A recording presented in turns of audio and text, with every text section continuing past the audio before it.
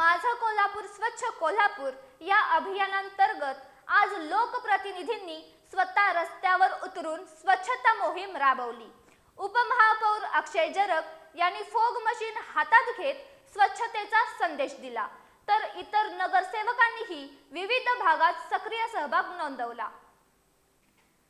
माझं कोल्हापूर स्वच्छ कोल्हापूर या अभियानाला आज विशेष वेग मिळाला। अक्षय जरग यांनी स्वतः फोग मशीन घेऊन शहरातील विविध भागात स्वच्छता आणि फवारणी मोहीम राबवली।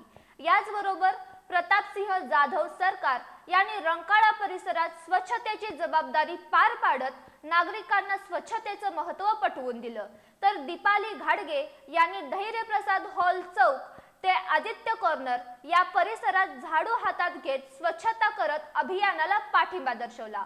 लोकप्रतिनिधींनी स्वतः पुढाकार घेतल्यामुळे शहरातील विविध भागात या उपक्रमाची चर्चा रंगली असून नागरिकांनीही या मोहिमेला सकारात्मक प्रतिसाद देण्याचे आवाहन करण्यात येते।